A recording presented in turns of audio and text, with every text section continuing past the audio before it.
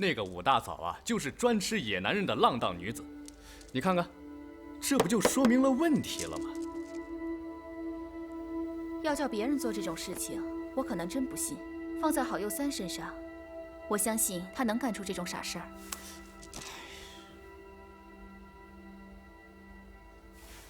那你的意思是说，他们俩还是清白的？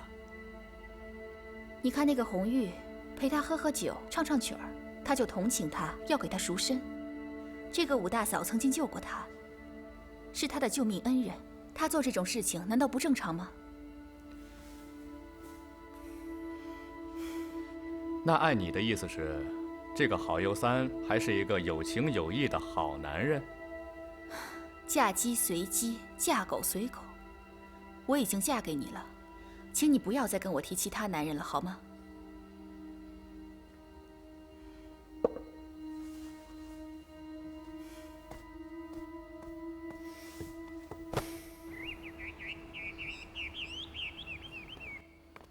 文婉，哎，姨娘，佑三又没回来呀？他说学堂有事，要晚点回来。学堂，这3天打鱼2天晒网的，我就没见他去学堂几次，还顶了个教习的名号。不管去不去，总算是个正经差事，说起来好听一点。文婉，我可提醒你啊，你得把他看紧点儿，别让他每天晚上往外跑啊。他又不是3岁小孩，我管他干嘛呀？哎呀，你才不知道呢，那佑三从小让老爷给惯的，长这么大呀，还像是一个没规矩的孩子一样。你们现在是成了家，他还是像匹野马，一天到晚往外跑，那还行啊？姨娘，你快先坐下歇歇吧，我给您倒杯茶喝。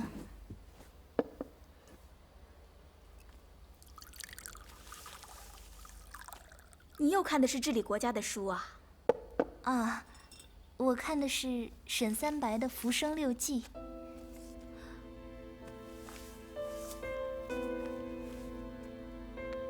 我听说过这本书，里面说了一个很悲惨的爱情故事。可是他们也恩爱的过了一段安逸快乐的日子呀。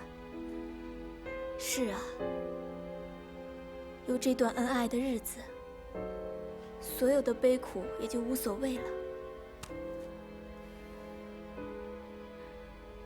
可咱们俩，佑三又不着家，我一天到晚守个老头子。姨娘，您别伤心了。要不这样，以后您觉得无聊的时候，您就常到我这儿来，我陪您说说话，喝喝茶，这时间不就打发过去了吗？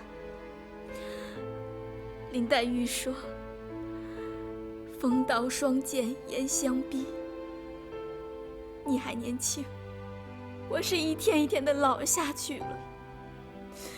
明日黄花，姨娘，人老珠黄，已经鲜艳不起来了。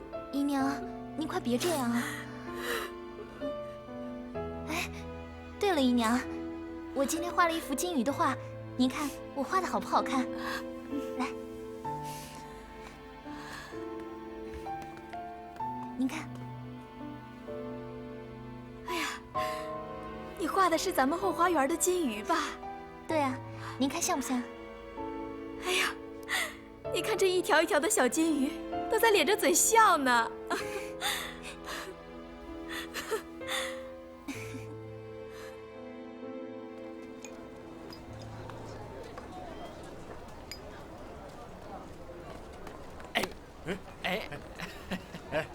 妞儿，今天来的够早的啊！吴大嫂来了，来了。哎，吴大嫂，小二加茶。哎，来了。妞儿，你看，吴大嫂第一天当老板，人都鲜亮多喽。那是，你看那精气神儿都好多了，比以前笑的都灿烂了。那是，我现在是春和茶馆的老板了。我得穿得漂漂亮亮的，把我这茶馆打扫得干干净净的，让你们这些茶客来了，心情也好。赶快小二泡茶噻！来，来，亮堂。哎呦，你看，谅他多了嘛，啊？你也觉得谅他了吧？嘿，那是自然嘛。顾老板啊，要是把你们教堂的教友啊喊到这儿来喝茶，武大嫂的生意啊就更好了。哎，下次做礼拜的时候啊，我把他们通通都喊过来，照顾你的生意。你们呀都扯远了，我现在呀有你们这些老茶客，就足够我招待了。哦，会说话。来，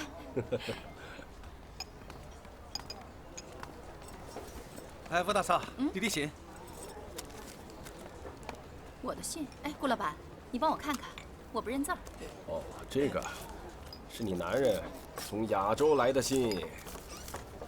那死鬼，看看他说什么。啊。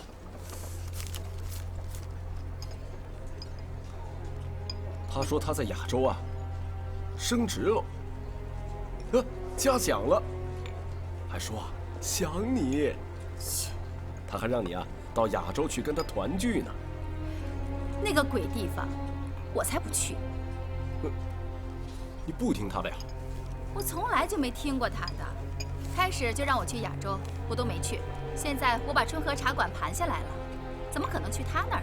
嗨，你总要给人家捎个口信啊！一个字都懒得回。哎呦，牛脾气！牛脾气！今天真是买了不少东西啊！你姐姐喜欢就好。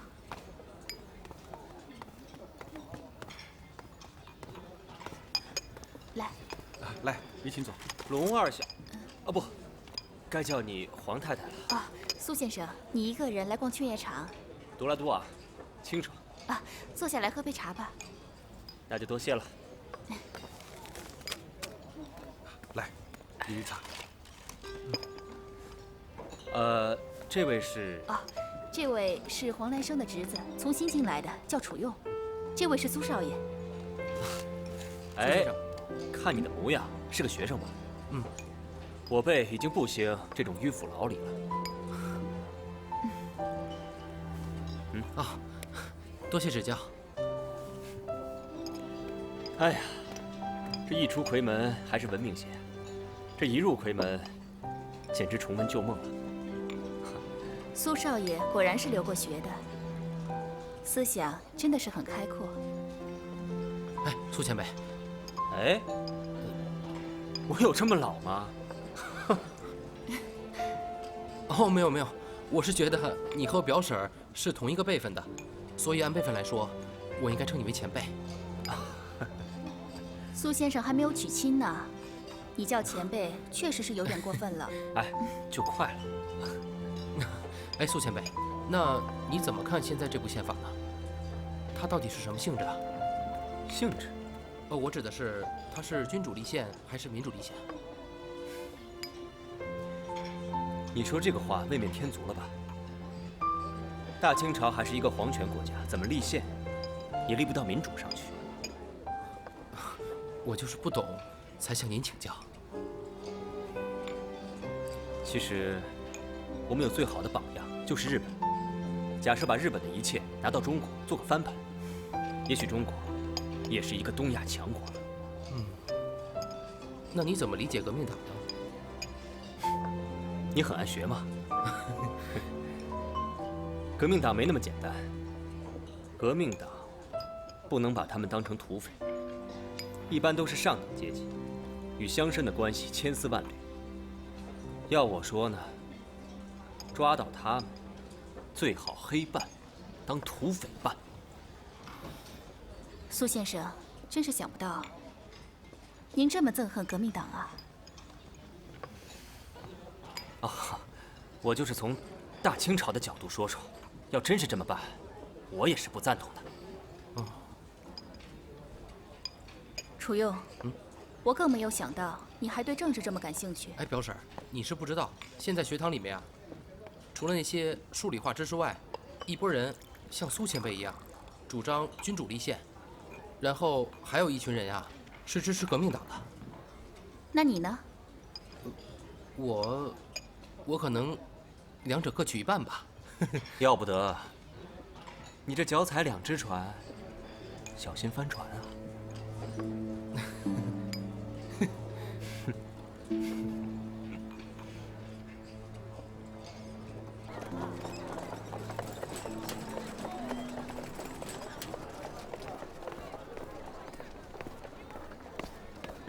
尤先生，好久没来这儿喝茶了。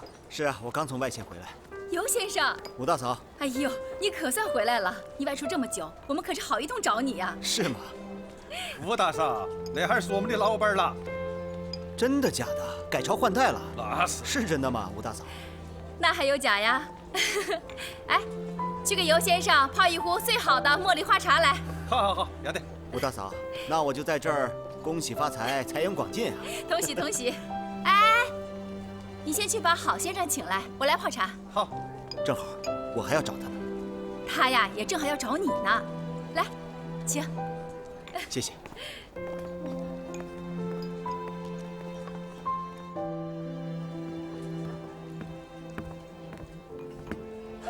右三，铁面兄，你怎么连走都不跟我打个招呼啊？快坐，快坐。怨我，事情太急了，啊，还请您呐多多见谅啊。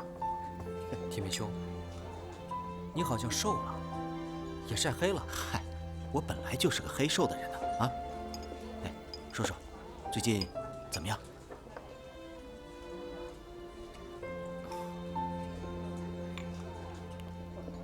我成亲了，很遗憾，你不在。龙二小姐，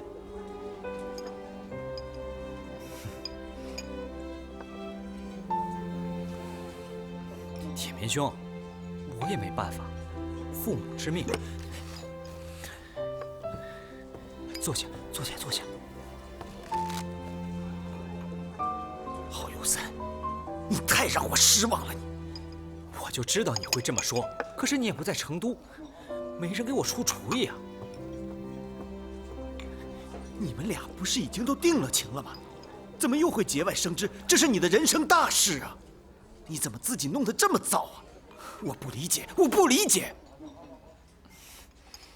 铁面，别怨我了，我妹都骂了我好几天了。该骂。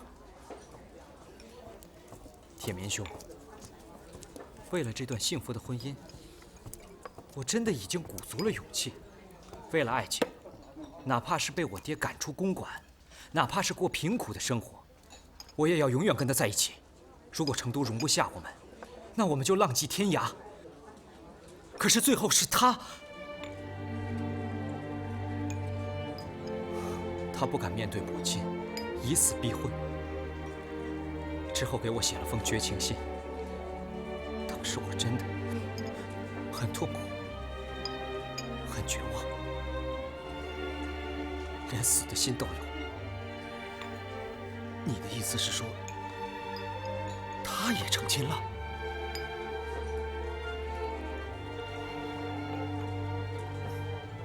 他也成亲了，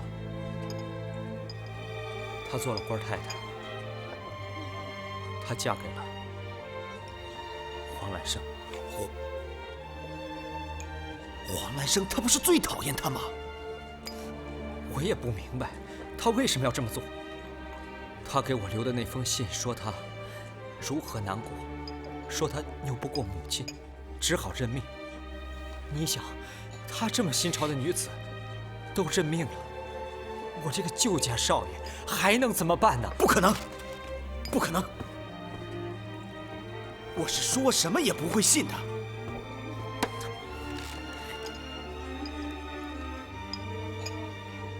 龙二小姐是一个新女性，她怎么会轻易的就向封建思想低头了呢？你不相信，我也不相信。可她真的嫁给了黄兰生了，她成亲的日子跟我还是同一天。我还听说，黄公馆把这场婚礼办得十分隆重，请了很多报社的记者。第二天，他们的结婚照都上了报纸的头条。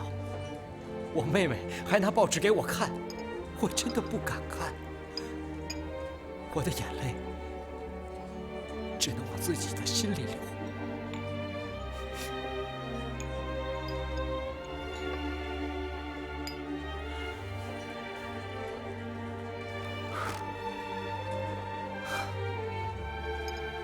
这件事太不可思议了。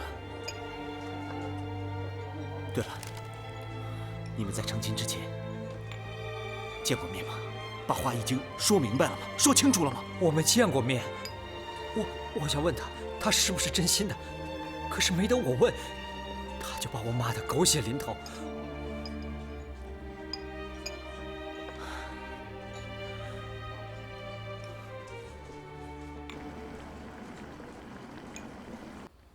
铁明兄，你最近去哪儿了？你都干了些什么？铁明，右三，借一步说话。怎么了？右三，我一直在龙泉山，我还可以告诉你，我在日本不但学习了法律，而且还进修了化学。也就是说，我知道怎么做炸药。你去搞炸药了？嘘！哎，铁明，你怎么开始搞炸药了？右三，作为朋友，我相信你，而且我相信我是了解你的，所以我真诚的希望你加入我们的事业。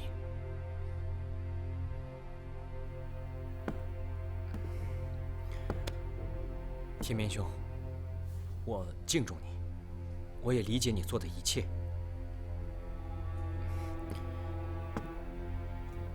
说句实话，以我的判断，大清朝如同一根朽木，已经摇摇欲坠了。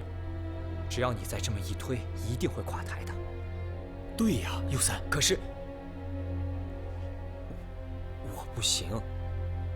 对于革命党，我真的没有那种勇气。右三，你为什么总是妄自菲薄呢？勇气哪儿来的？从信仰中来。有了信仰，你就一定会有勇气。哎呀，铁明兄，我们现在交往的不是很好吗？你为什么非要拉我干你们的事啊？坦白的说，我要是有你1半的勇气，我和蓝军就不会是这个结果了。郝有三，你不能再这样下去了。你如果再这样下去，说难听点，你这个人就废了。铁民，我求你不要再说了。我不是苏东坡，我又唱不了什么大江东去，我还是应该学学柳永，吟他一些晓风残月吧。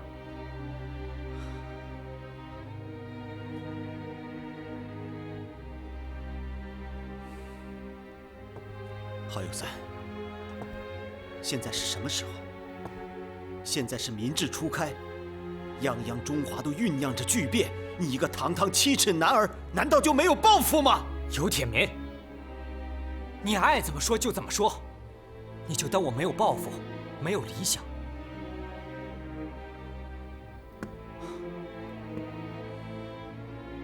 好，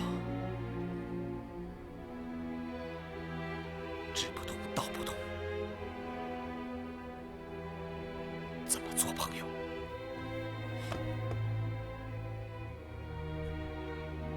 铁明兄，你什么意思？你不想和我做朋友了？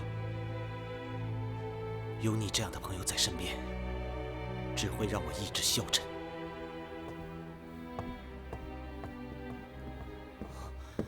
哎，你们怎么了？你们吵架了？这不关你的事。有话好好说呀，尤先生，你别走啊！你们谈什么谈崩了？可你说了，你也不懂。我不是怕你生气吗？我生气和你有什么关系？好，跟我没关系，没关系。哎，吴大嫂，我没说什么呀。哎，吴大嫂，武大嫂，武大嫂，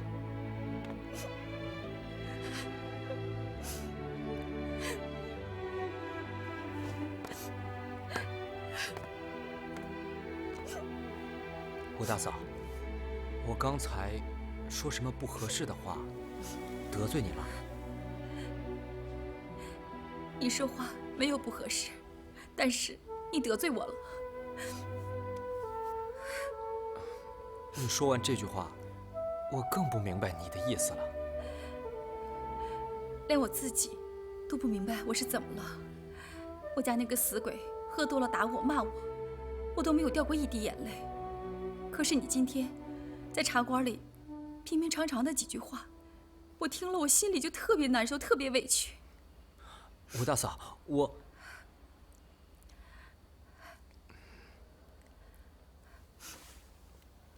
好了好了，你这一来就烟消云散了，我就不生气了。来，我给你倒杯茶吧。吴大嫂，你真是一个爽快的人。我这一会儿哭一会儿笑的，你不笑话我就行了。其实我是特别担心你跟尤先生吵翻了。我觉得尤先生是个好人。我也敬佩他，可是他老三番五次的逼我干他那些事情。什么事儿啊？革命。就是造反呗。是的。就是改朝换代吧。是这个意思。那想干就干呗，怕什么呀？哎呀，我的顾虑太多了。顾虑什么？第一呢，革命是需要牺牲家庭的。我现在这个家庭，除了和太太关系有些冷漠，还算是个温暖的家。第二，革命是需要东奔西跑的。像尤铁民，他就是个活生生的例子。今天往东，明天往西，又要跑的，又要饿的，还得吃苦，更要去冒险。是啊，我好像听说书的说，要造反的都是一些穷小子，无牵无挂的，而且造完反可能还能落点什么好处。像你们这些有钱人，过着安逸的生活的，一般都怕天下大乱。也未必，有钱人他也搞革命，也舍生忘死的。只是我自己衡量一下自己，我从小到大过的都是太平的日子，特别安逸，能不能吃苦，我不知道；能不能冒险，我想都不敢想。那要不然就算了吧。算了，但说起来，我平生的足迹，我自己走都没有走出过城。哎呀，每年冬至、清明上坟，也要用轿子抬我去，还有小厮或者是其他下人伺候着。没有他们，我真的不知道该怎么办。你呀，生来就是享清福的少爷，哪受得了这个苦啊？哎，对了，革命最重要的，得会舞刀弄枪，丢个什么手榴弹什么的。我又不会。大丈夫流血牺牲，那是很正常的事情。哎呀，所谓重于泰山，轻于鹅毛，这些道理其实我都知道。是啊，这些大道理你确实都懂，可是就是不敢做。要不然你就学苏少爷，他能说会道的，满嘴都是那个日本什么的新鲜事儿，大家还对他很尊敬。我离开这个朋友圈，既不敢做，也不敢说，一切慷慨激昂的事情到了我手里，就是轻飘飘的文章而已了。那要不然，你就安安逸逸的做你的少爷好了。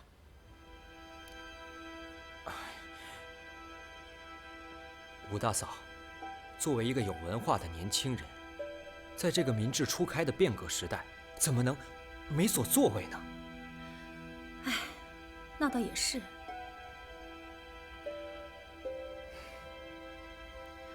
郝少爷，要不是你今天跟我说这么多，我都不知道你心里有这么多苦闷呢。我心里苦闷的事情还有很多。最让我苦闷的，就是我的感情。我喜欢的人，她嫁给了别人，在同一座城里，却感觉隔着千山万水。我不喜欢的人，成为了我的太太，天天厮守在一起。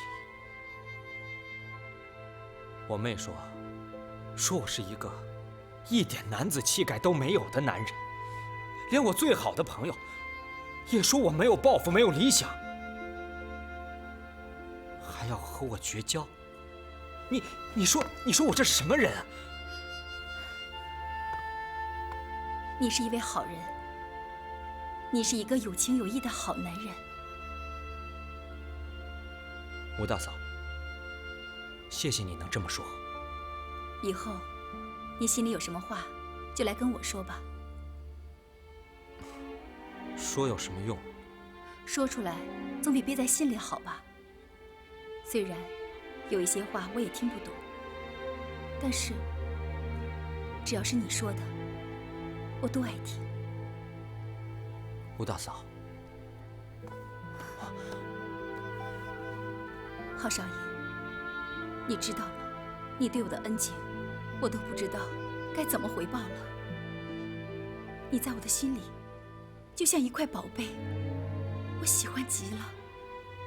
可是我又怕把这块宝贝给摔碎了。就像今天，你在茶馆里那平平常常的几句话，说得我特别的委屈。郝少爷，如果有一天我要是看不到你了，我就会投江而死的。吴大嫂，你别这么说。我爱你，用我的命来爱你。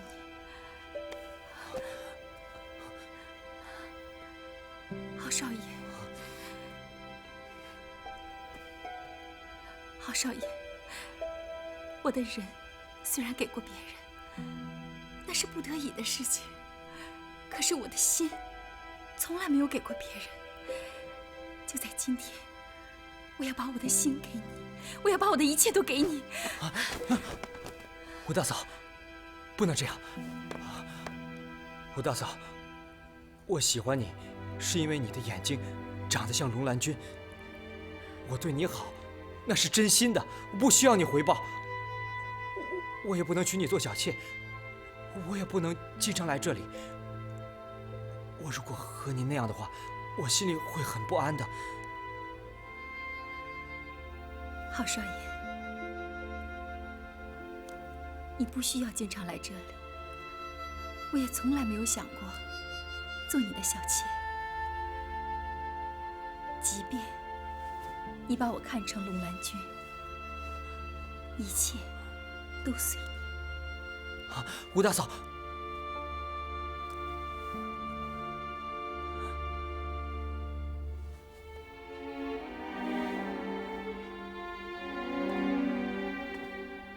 我爱你。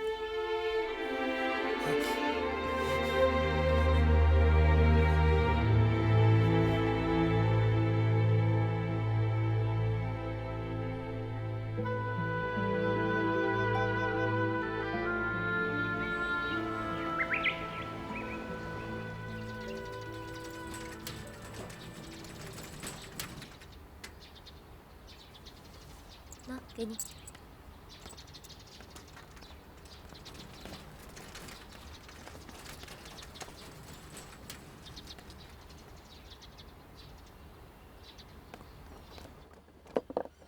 筷子。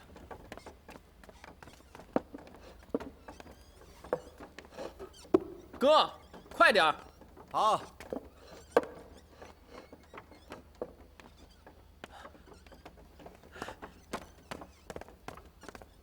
郝小姐。哥，您坐。啊，来了。尤大哥。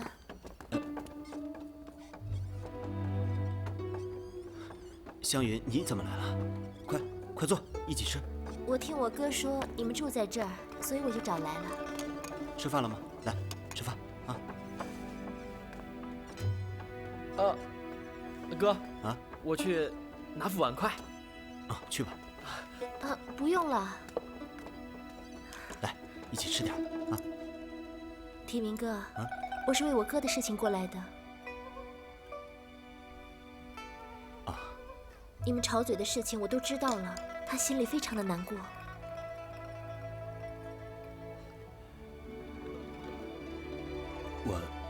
提明哥，我哥这个人虽然毛病有点多，但是心地还是很善良的，对认准的事情也有一股子热情，对你也是非常敬重的。他不能失去你这个朋友。我知道，其实上回我也有错，我话说得太重了。其实你要不来找我，我也会去找他的。真的？当然了。哎呀，吓死我了！我以为你们要绝交了呢。怎么会呢？我这个人呢，有的时候太武断，又固执，又不近人情。更重要的是，我不应该把对自己的要求拿去要求别人。听你这么说，我真的很高兴。铁明哥，你真好。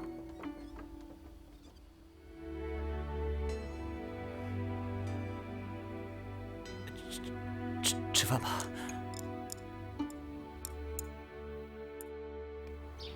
秦皇，哎，哟，你怎么来了？秦皇，你不是说把你的这个院子翻新了吗？怎么一点都没变？嗨，你看，我呀，钱已经准备好了，怎么弄呢？也设计好了，就是没时间。哎，右三，你看那儿，柱子，这儿，柱子，在这儿也安上一个柱子，那就是欧罗巴风格与中式完美结合。我觉得，你看，你这个呀，是中式的老院子，如果加上欧式的建筑，会不会有点不伦不类啊？我给你打个比方，你看，比如说，头戴瓜皮，身穿西服，脚上踩着草鞋，你觉得合适吗？我品味有这么差吗？哎，开个玩笑。哎，谁让你是新派人物呢？新派怎么了？我就是新派。要我说，你这公子哥啊，也该学学我啊。哎呀，真是要命！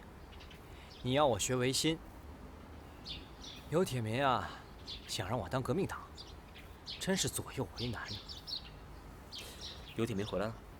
啊，前天早上我在春和茶馆和他见了一面，他非要让我当革命党，我说我不干，他说要跟我绝交。绝交？哼，这个有铁民。哎，秦皇，如果我不能和你同流合污，你会不会也和我绝交啊？哎，我发现你这个人越来越不会说话了。什么叫同流合污啊？志同道合，好不好？啊，对对对，志同道合。哎，不会。你是我大舅哥，你想怎么样都行。哎，湘云那边你别让他知道我没有翻修这件事儿。你要说我翻修，而且翻修的特别好。哈，我们家湘云不在乎这个。哎，你这样说就显得我不诚实了。哦，那你的意思是让我回去跟他讲，你们家已经翻新了，而且很漂亮。嗯，那这不是撒谎吗？你是君子，你就要成人之美啊！啊，大舅哥，我给你倒茶，来，请喝茶。行吧。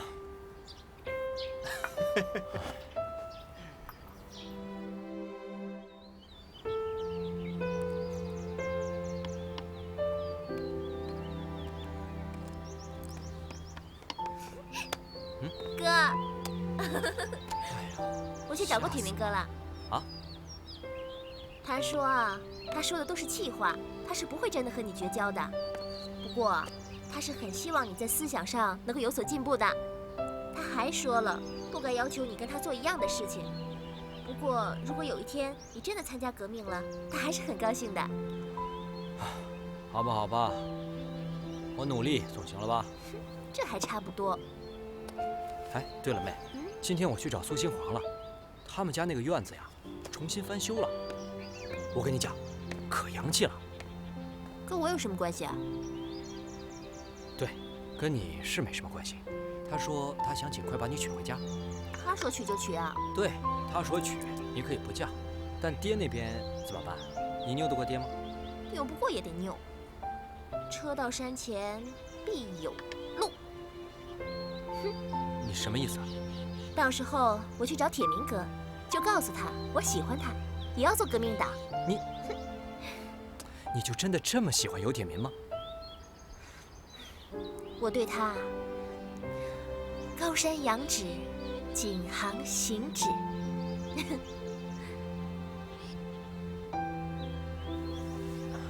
妹啊，哥问你啊，他在你心目中是不是特别伟大？他在我心里就是真正的男子汉，大丈夫。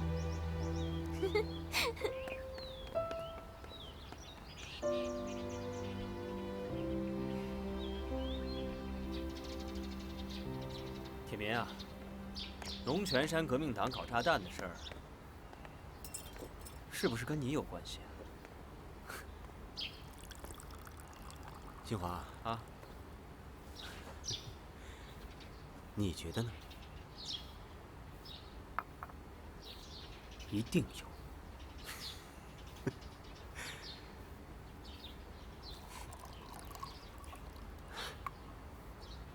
新华，实不相瞒，我这次去龙泉山，就是去搞炸弹的。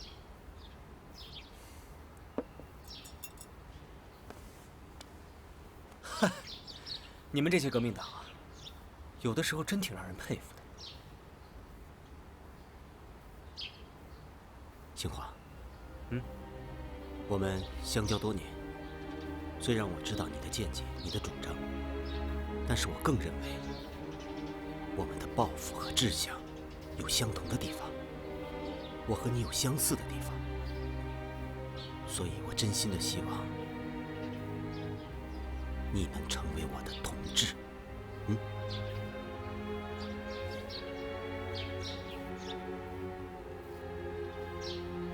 我是维新派，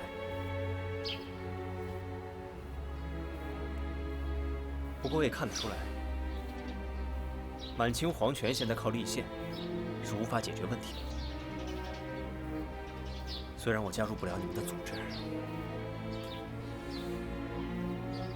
不过如有需要我帮忙的，你就说。我明白你的意思了，新华。我还是真心的希望，有朝一日，我说的是有朝一日，我们能并肩前进。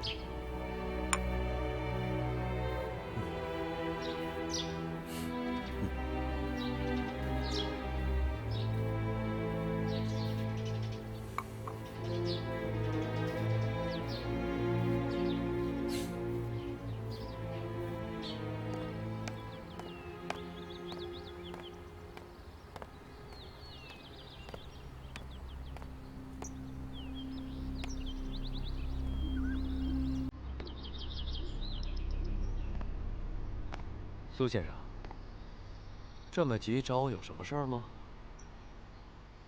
当然有。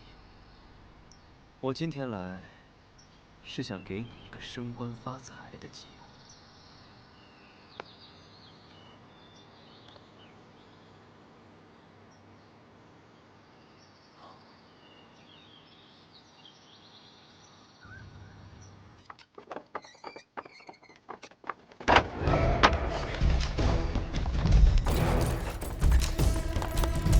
你们干嘛？走！你们凭什么抓人？给我走！放开我！老实点，快走！放开我！走！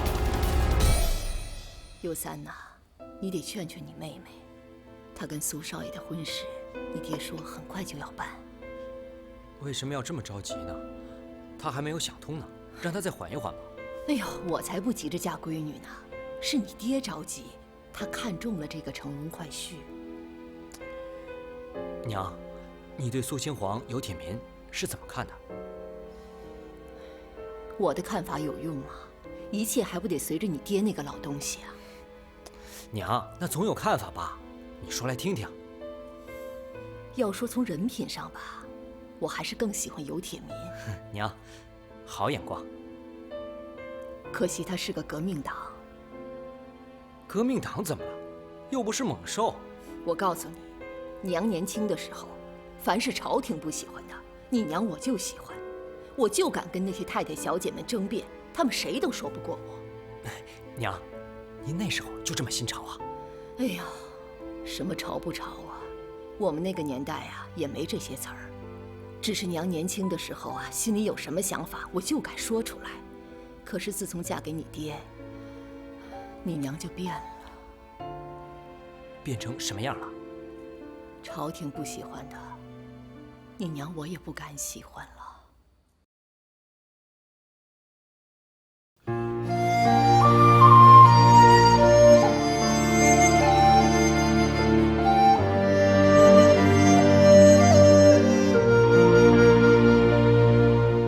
不经意的回头，与你相逢，500年传说长梦抽筋。杨柳风行花雨，落英铺成秘境。蓦然相对是擦肩而过的背影。